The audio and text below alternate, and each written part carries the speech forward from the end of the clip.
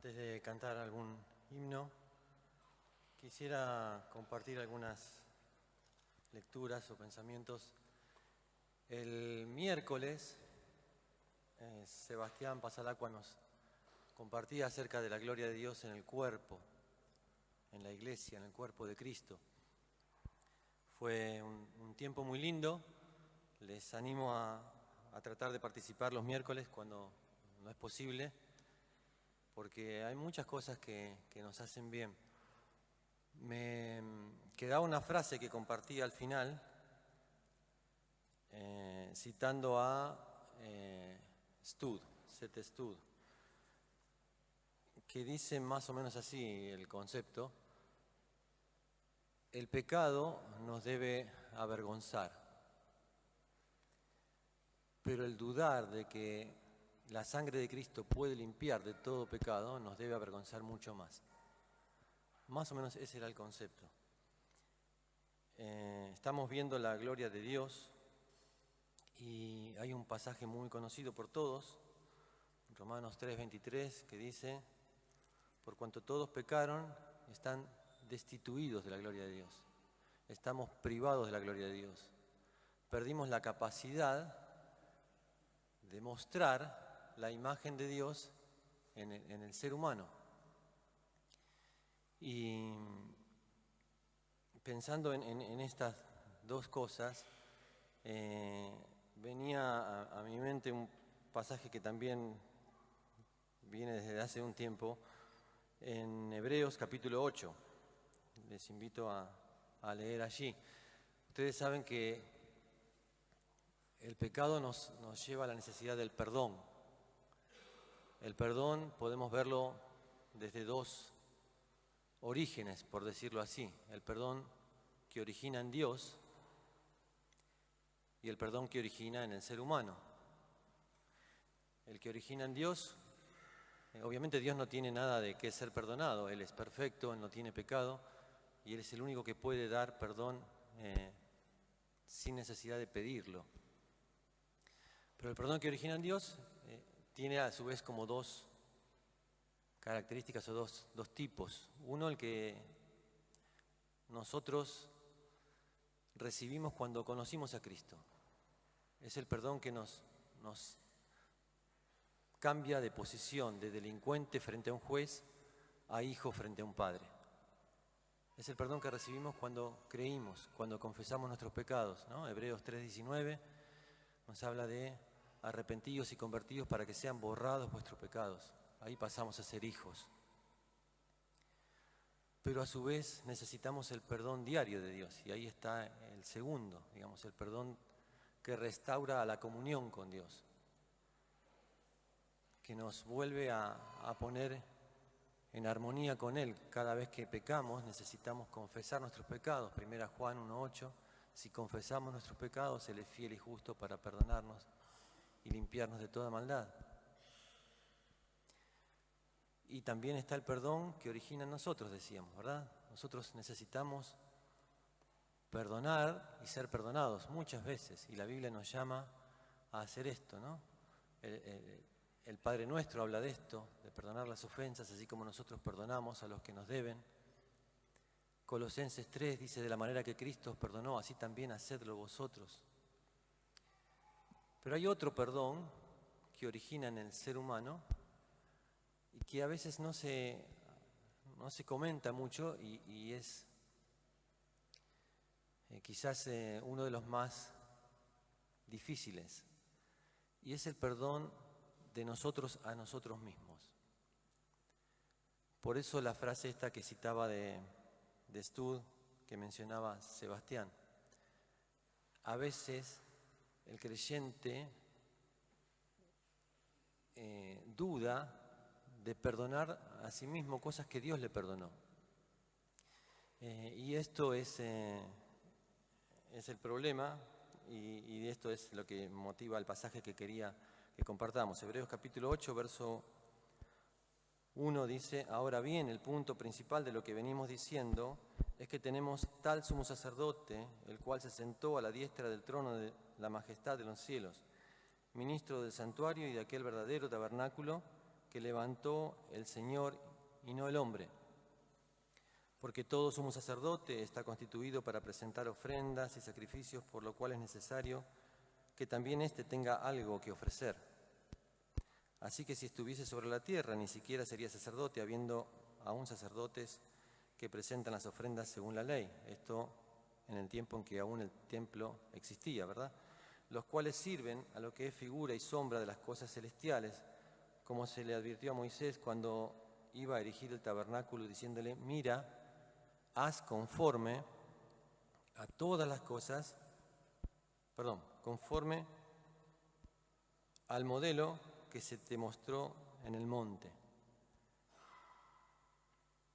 El modelo se refiere no a una maqueta, ¿sí? No es que Dios le mostró una maqueta y le dijo: quiero un tabernáculo así.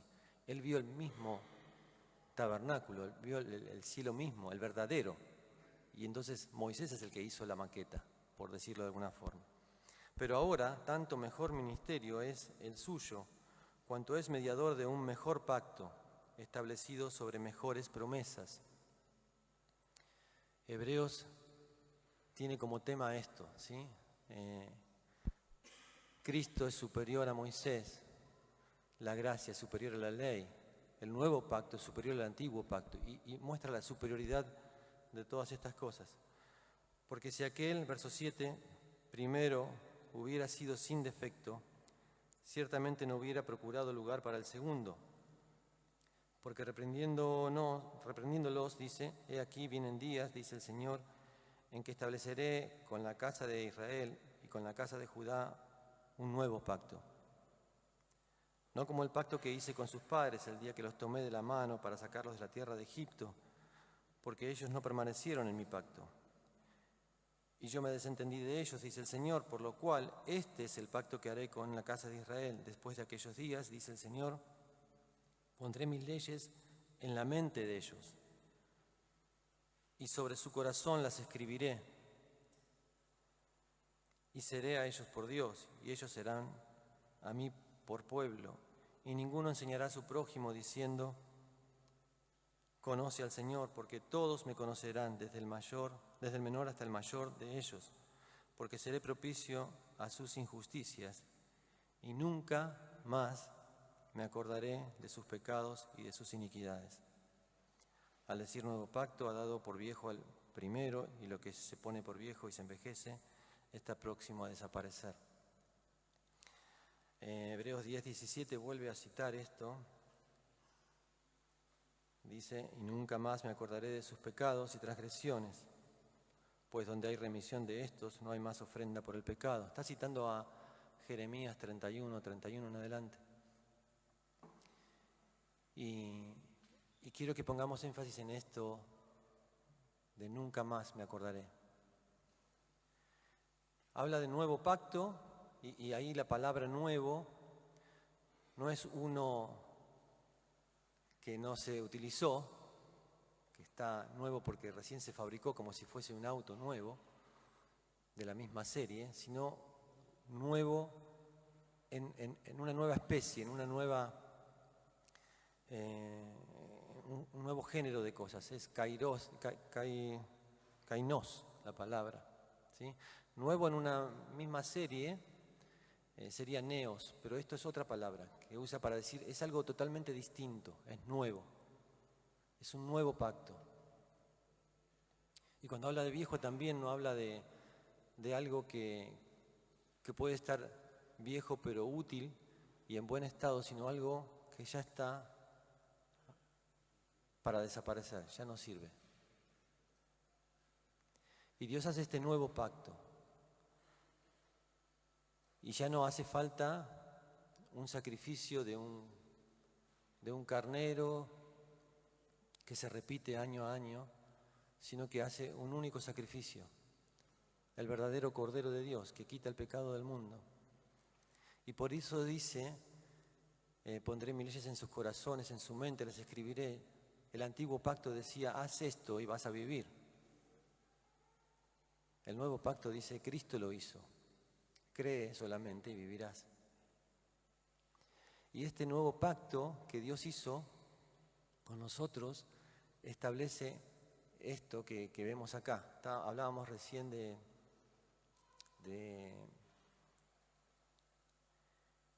Juan capítulo 10, ¿no?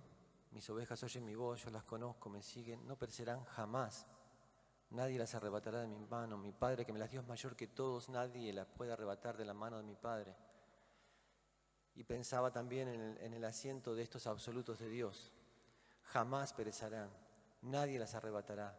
Y acá tenemos un nunca, nunca más me acordaré de sus pecados. Nunca más. Así que cuando el diablo venga a recordarte tus faltas y tus cosas y tu vida pasada, anda a este versículo. Nunca más me acordaré. Jamás. ¿Cómo hace Dios esto? Si Él es omnisciente, si Él conoce todas las cosas, ¿cómo puede no saber? Dios decide olvidar. Voluntariamente dice, no me acuerdo de esto.